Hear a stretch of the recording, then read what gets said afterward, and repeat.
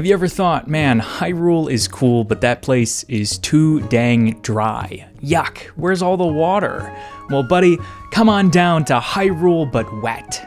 This is like your normal classic Hyrule, except it's entirely different. This place, it's just great, you're gonna love it. Hi, I'm a licensed property appraiser, and it's my job to tell you all about how much every single property in The Legend of Zelda Wind Waker is worth. That's right, I'm looking at all the homes and businesses, and I'm gonna tell you just how much they're worth.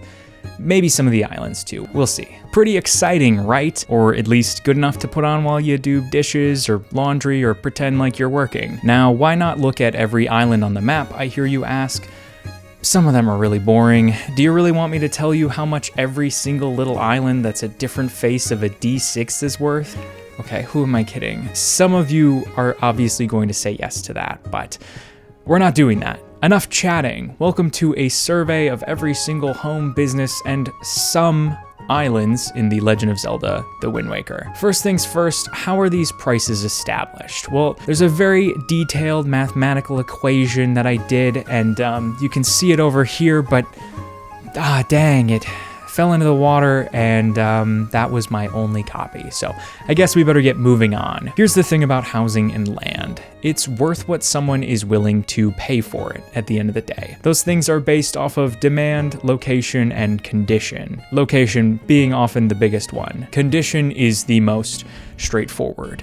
Is it livable, habitable? Does it need a lot of work, or is it luxuriously designed with lots of amenities? Location. Where physically are you? Are you near a desirable hub of activity? Are there dangerous islands or a large amount of pirates nearby? Are there plentiful resources on the island itself? Do you have fresh water? Are there jobs nearby? Is your job nearby? And of course, this is influenced by the previous two, but demand. How many people would want to realistically live here? If a lot of people want to live here, how many actually can live here? And bigger things that influence demand, like what the market is currently like. Is it a buyer's market or a seller's market? Are there any big global events influencing how people feel?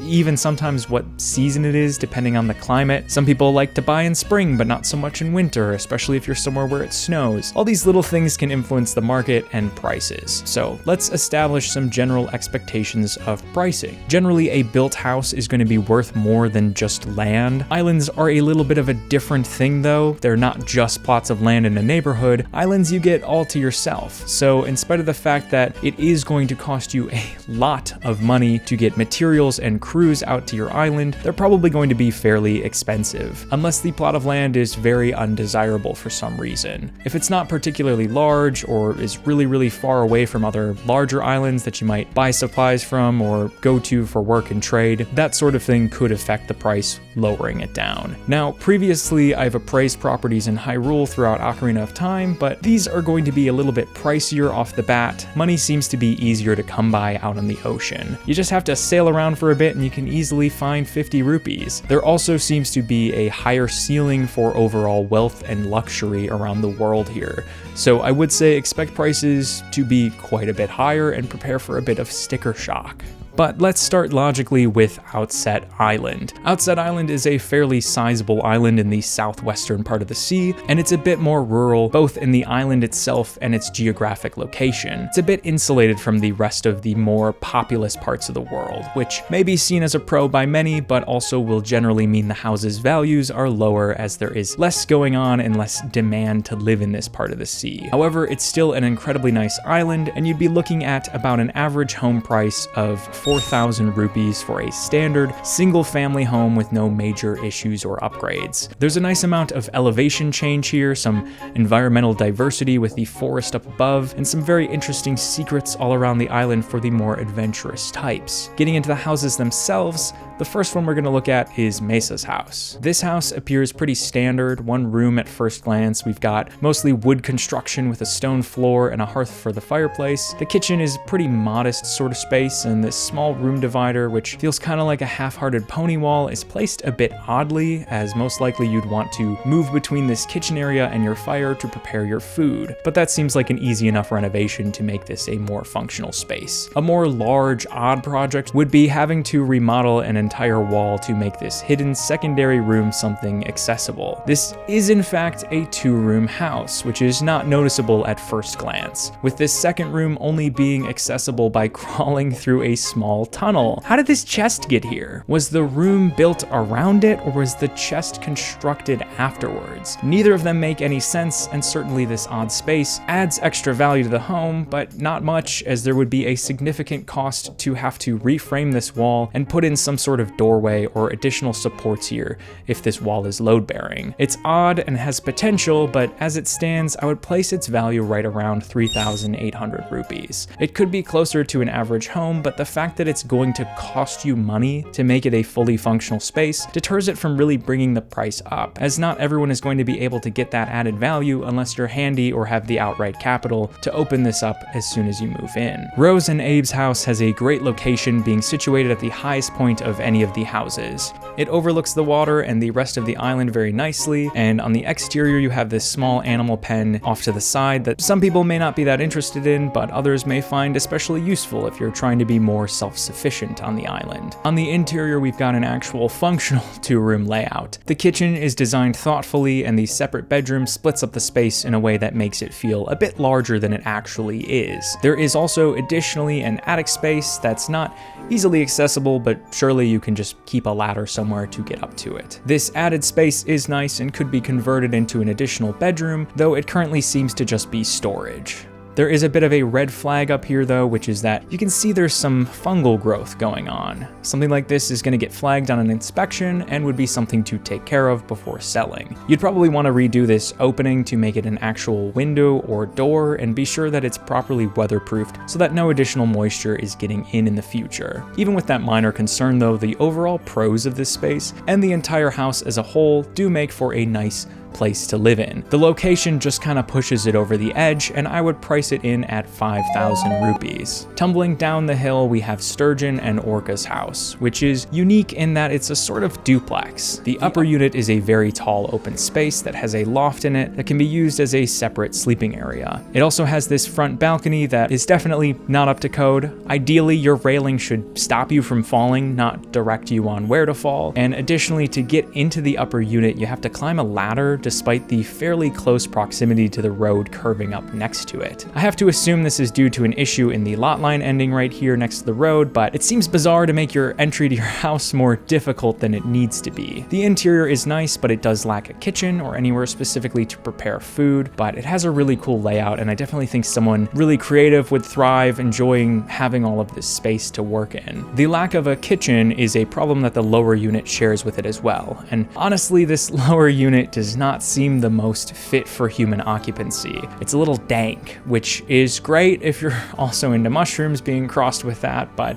I'm not sure you'd want to be living in this space. So neither of these units are perfect, but they're also fairly large, and due to that, most likely you would still garner around 6,200 rupees, if for nothing more than it being something that an investor would want to add to their rental portfolio. Grandma's house is a very large house situated right above the beach with a really excellent balcony overlooking the water. The interior has a very tall foyer and nice kitchen, as well as an upstairs loft, and there really isn't anything too crazy about this house other than its fairly tall size. For how tall and kind of empty this entry is, there could definitely be an actual staircase going up to that loft as opposed to just the ladder. Or maybe you could style it a bit more as a sitting room down here. There isn't really anything remarkable to point out about it, and I would price it at 5,250 rupees. That wraps up all the houses on Outset Island, so let's hit the seas and maybe price out a few of the more interesting isles while we're out there. Either ones that have individual buildings or seem like good candidates if you were looking to build your own. Heading north, we can find Great Fish Isle.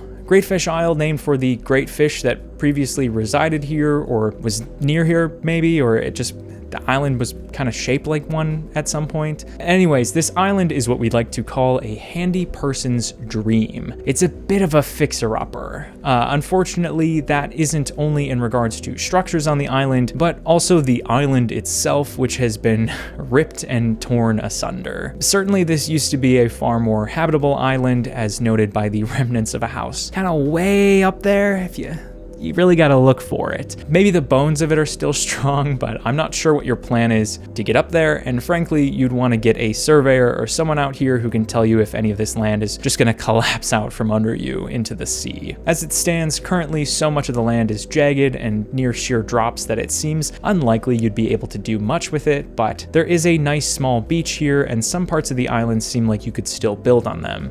So it's not a total lost cause. The island is also very nice visually. It's unique, so if you have a nice building constructed, it could be a pretty desirable place. However, the geographic location of the island is also not particularly desirable. The most major island near it is Outset Island, and it's also about equidistant from the Forsaken Fortress and Windfall Island. As it stands, I'd price it around 34,500 rupees.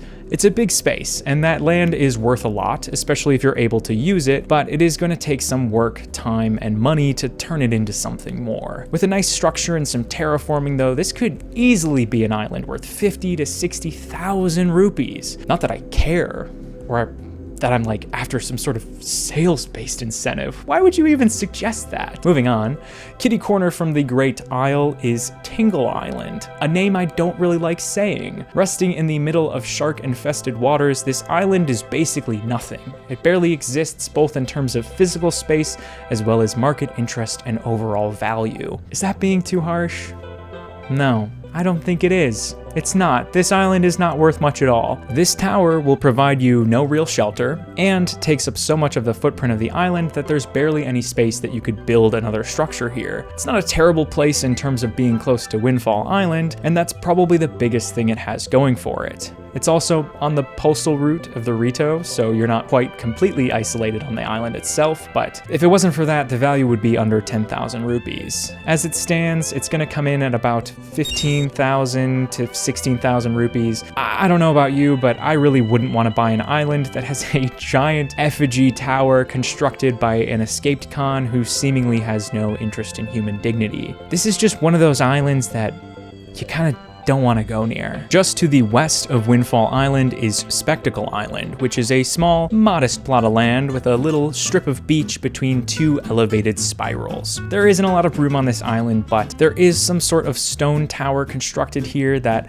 I'm not entirely sure is actually habitable. There's no way to get inside of it and no visible doors or windows or really any sort of evidence that there is an entrance, and it could be that this structure was purely built with the intention of creating a raised platform for the game that takes place here. But maybe the entrance is obscured or discreet so as not to worry about potential robbery in case of pirates targeting the island, knowing it's a place that probably keeps a lot of cash handy. Either way, this place is awesome.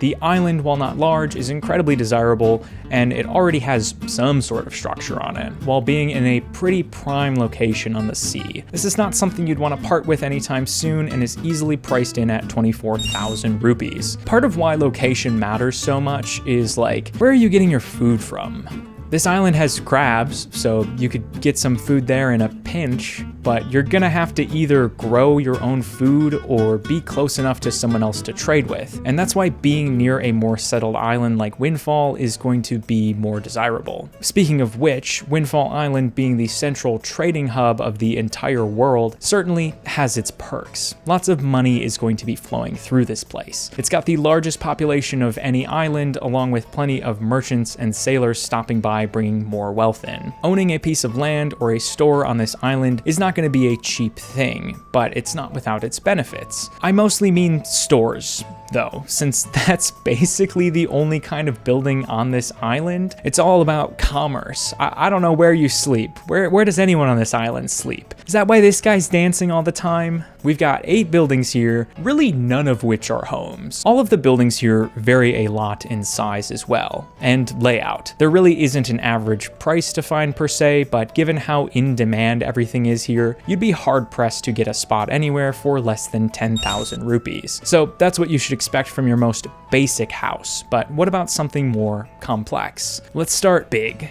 Going to the center of town, Salvatore's game store is just the base of this building with the windmill, Ferris wheel, lighthouse combo thing up top. The store itself has a really nice entrance with the awning trying to make you forget that you're walking into a building directly under giant rotating carts. You gotta hope those are really well secured. Inside is a very kitsch space made out to match the pirate themed game. It looks very faded and outdated, from the cobwebs on the ceiling to the drab curtains. It's a little bit awkward also in how open it is, with just a large staircase off to the side. It doesn't feel fully thought out. It's like it's missing something. For starters, maybe somewhere to put these dishes so they're not just sloppily stacked on the floor. It feels like a transitional liminal space. I can't help but feel like this whole building must be publicly owned, given its access to the Ferris wheel being free and the lighthouse up top definitely being a publicly owned utility. So whatever governing body owns this building probably just leases the first floor out to a store on the condition that access through here is not obstructed. All that being considered, the entire building with the store, windmill, lighthouse, all of that would be valued at 47,000 rupees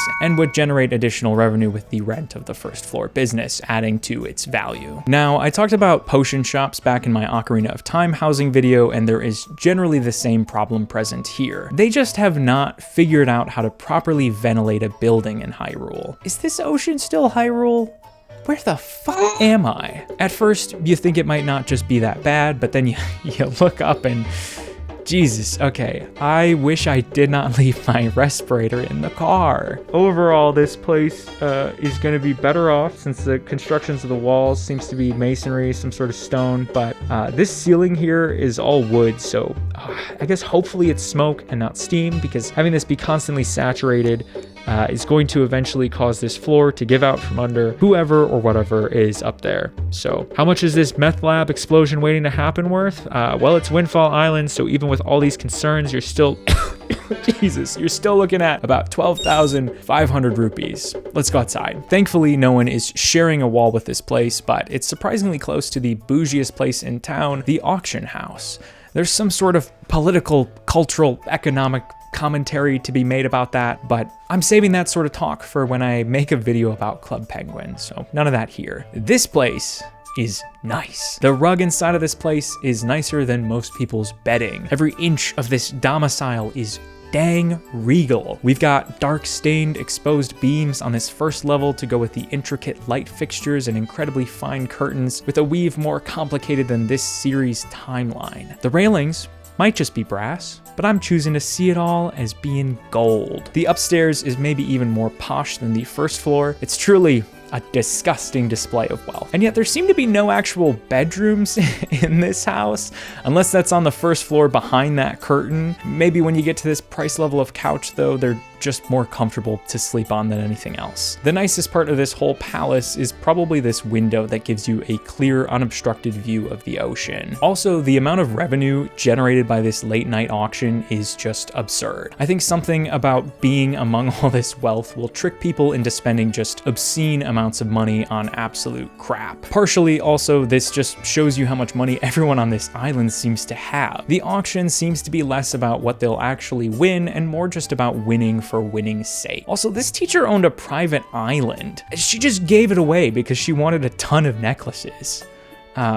Right though, how much is the mansion worth? Well, the finest finishes money can buy, and the chandelier worth more than any house on Outset Island. I'd say this is easily priced in at 99,000 rupees. Add another 999 too to make that price real pretty. 99,999 rupees. That's what this house is worth. But like, seriously, no bedroom? I like Wind Waker a lot, but these buildings are often not the most livable. Around the corner, we've got a cafe that has some unique construction, being raised up in a way that is a bit reminiscent of shoreline homes that are on stilts. It has the open air market at street level that certainly would add value to the property, and then the cafe itself is just fantastic. The interior has a very earthy, grounded feel with the stone dado, this intricate trim surrounding the room, and the floor being inlaid stone with large ammonite features in them. And the pillars! I want to sit down and have a drink that makes me question my soul itself inside this building. Or just eat like a really good bagel here. We've also got these interesting little rotating lights and small brick inlays around the crown molding. It's a nice sized space with zero downsides. This might not be the most expensive building out here on the sea, but I think it might just be the nicest one in terms of overall balancing intricacies of materials and interior design. Add that on with the additional store space on the outside, and you've got an absurd value coming in at 30,000 rupees. On the subject of nice interiors, the Pictoshop also has some excellent finishings with the wainscoting and very nice detailed front counter on the first floor. It's a very nice sizable space with 2 floors, though there is an odd fenced off part of the upstairs with only an exterior door serving as an entry point, unless you were to like put up a ladder here and then crawl through this long claustrophobic space to get over there. I feel like somewhere out there is a really paranoid architect who keeps designing these buildings with these little tunnels in them. What actual purpose do these serve other than to let critters move around in your house? And I can tell you for certain that I would not be able to fit in any of these spaces. This space isn't as bad as the one back on Outset Island, just because this should be easier to modify and transform, but it's still nonsense and should be gotten rid of. Also, like, what is the space above this? Is it outside the building? Is there an entire room above this that's just being treated as wasted space? As it stands, the building is nice, but definitely dim and could use some more lighting throughout it. That's also probably due to the nature of it being a specific artist's space, and maybe this is the ideal environment to keep Pictobox film in. We're going to be looking at around 25,500 rupees here. Moving on, I truly, from the bottom of my heart, hope that no one watching this video right now has the hope of owning a prison. If for some bizarre reason that is your goal, I hope you want to own one less dingy, disgusting, and frankly, ineffective than this one. Wood bars and what looks to me like a dirt floor in a dank basement space does not seem to be the most effective place to detain someone or hold them captive. Not to mention the door opening just from a button being pressed, and that's before you acknowledge the giant escape tunnels full of rats. There's also the whole thing with the human skulls, which I think is best left ignored. I want no part of that. Maybe this space could be converted into something more useful, but as it stands, this is basically a glorified shed for chucking people into, and has a valuation of 7,950 rupees. The school is perhaps the most basic building in the entire island. One room, no particular flares or frills, some wainscoting, hardwood floors, and exposed beams, but the biggest downside here is that there aren't really any windows, so you'd get no natural light, which does not seem like a great environment for anyone to be in too long, much less children.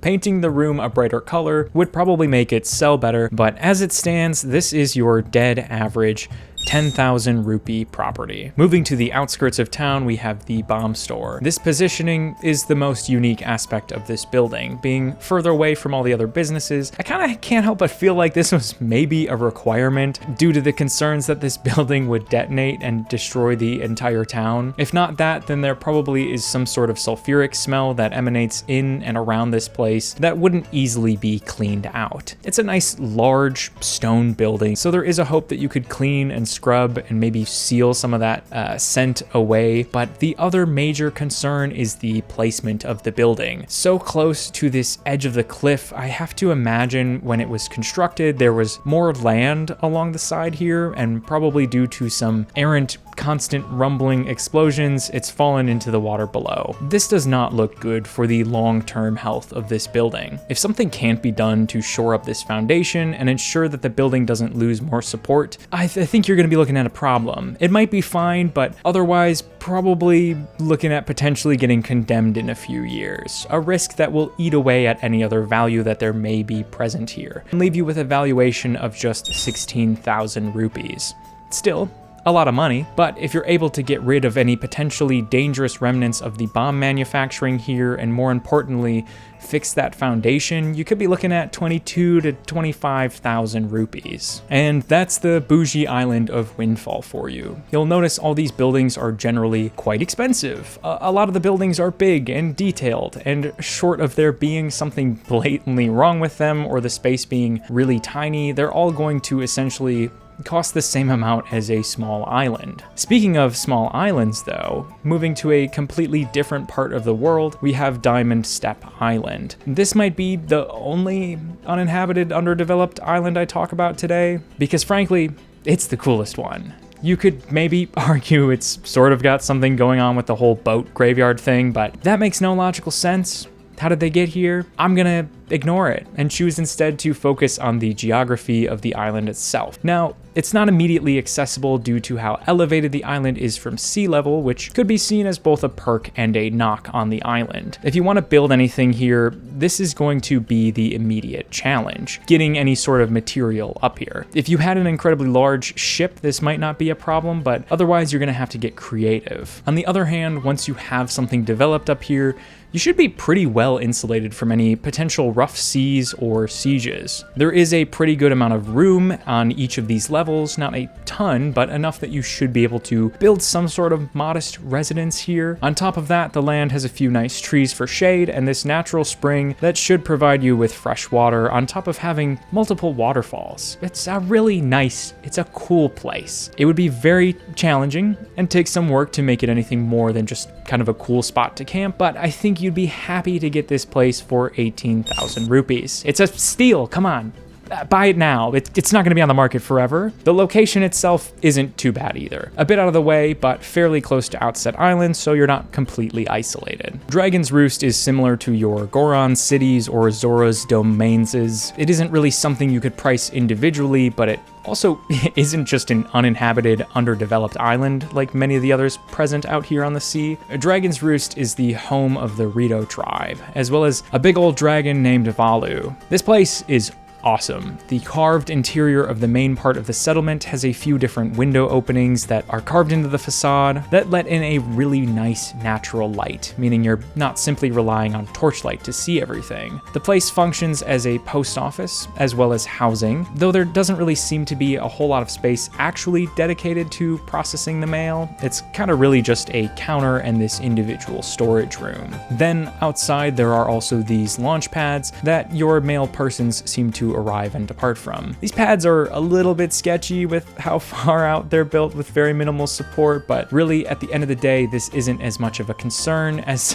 the fact that the mountain this one is conjoined with is a semi-active volcano. It has spewing jets of fire that frequently come out of it, and it is simply riddled with magma. I can't imagine most banks are going to give you a loan for an island that is this full of magma, as you're not going to be able to ensure that. Additionally, one of the natural species of plants that develop here is explosive. And I'm not talking like one of those little plants where like you tickle them and their seeds explode out. I'm talking grenades, full-on grenades that grow out of the ground. I've been hearing that more and more insurance companies are requiring homeowners to remove ivy from the side of houses or risk being rejected for coverage due to the potential damage that something like that can cause. Which kind of tells me if they feel that way about ivy, they're gonna be a little bit worse about the bomb plants. So you'd probably have to figure out a way to stop these from sprouting up. Additionally, there is the dragon of it all. Say somehow you were able to buy this island from the Rito. Maybe they decided they want to live on a mega yacht instead, or don't feel like being next to a volcano anymore. I don't think Valu is going anywhere. Basically, think of this as a duplex, and one of the units has a tenant with like a 200-year lease. When you buy a duplex, if there is currently a lease agreement, you are also buying that lease. They transfer over to the new owner of a property. I know this because one time a property I was living in was sold. This means you're going to be responsible for taking care of it. So when a giant bug monster inevitably develops again, because there's still tons of tiny little lava bugs inside of here, it's going to be your responsibility to slay that thing. Otherwise, your tenant one, is gonna be on you for not taking care of the property, and two, is probably gonna damage the nicer part of the property by flinging around rocks and just generally screaming all the time. So Dragon's Roost is a super cool place. I like it a lot, but there are some major downsides that are really hard to overlook. You know, one of the biggest things to look for when buying a place are foundation issues. Most things in a house you can fix with some amount of time and often a lot of money. Foundation is one of the most expensive and trickiest things. So when your foundation is full of magma, that's a red flag. If this thing erupts, you've probably lost all of your investment and are in debt at this point, which is why Dragon's Roost comes in at 175,000 rupees. It's an awesome place. It's huge. You may be thinking, that kind of seems like a bargain. But again, I think you're gonna have a really hard time financing and insuring this place. And even then, there still is the gamble that it all is just reduced to nothing on the day you close on it. It's kind of like buying those beachfront properties that are always at risk of being flooded or taken out to sea. Or one of the ones that's at the edge of a cliff just waiting for nature to take its course. Like, yeah, this is way cheaper than you'd expect to pay for this kind of thing, but there's a really real reason for it. Over tucked away on a different corner of the world is the Forsaken Fortress. The Forsaken Fortress is an evil place. Buying this is literally purchasing a military base that was operated by the King of Evil. Why do you want to know how much this is worth? You want to buy this place? This should either be leveled to the ground, or I guess water, or turned into something morally good, like a museum or a library or like a Thai restaurant. Come on, people, we gotta be better than this. All right, now who wants to talk about logging though? Forest Haven could be all sorts of different creative things, both the dungeonous part as well as where the Koroks live, but none of that matters because the value of this place is entirely in its raw materials. That's right, I'm talking timber. Is some company gonna come in here and turn this guy into 100,000 end tables? They will if they get the chance, and they will pay a lot of money for that chance. If you don't like that, you don't like the free market, baby, the tree market. The only other place that comes even close to having this much timber is Outset Island, with their mountainous forest region. But this entire island is basically wood. And have you seen how many of these houses are constructed with wood? Or how many boats out at sea? Or submarines? This world doesn't function without this stuff. And you basically control the market if you control this island. Yeah, there are huge ethical concerns with buying an island that might actually just be a dude and then chopping said dude up into a million little pieces. I'll leave that moral quandary to someone else to puzzle out. I'm just here to tell you how much the place is worth. And that number is 1,950,000 rupees. Is that an incomprehensible amount of money? Yeah, but honestly, like 100,000 is pretty incomprehensible to me, even at this point, so what does it matter? There's also this kind of magical forest water that we have here, the super cool hidden area behind the waterfall, the whole separate island for the studio that I just assume is getting glommed into this entire deal, and it'll be a bummer to see it go. It'll also likely have sweeping consequences that reshape the entirety of this world, and, you know, if someone is allowed to do that, but again, I'm just here to tell you the numbers, okay? That's all I'm here for. Sorry to end on such a bummer, but that's it. It's time to go home. That's every building, business, island worth talking about in Wind Waker by my professionally, legally certified, undisputable opinion. Or are it? No, that doesn't make any sense.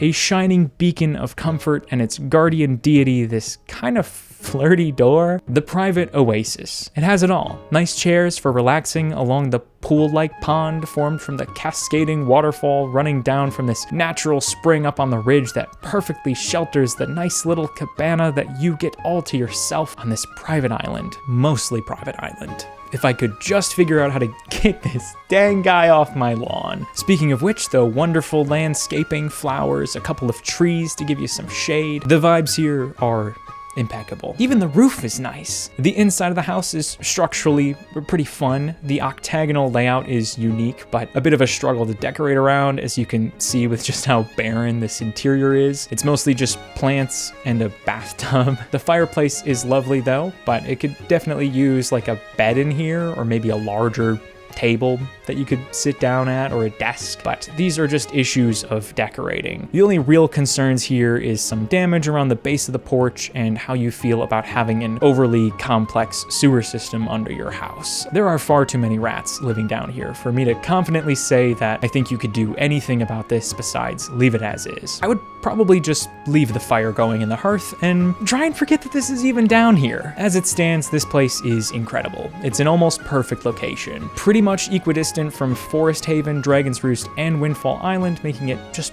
it's prime real estate. I don't think that there are any words that I can say to fully describe the emotions that this place makes me feel. It's pure bliss. It's pure bliss. At some point, you know, in life, you've earned enough.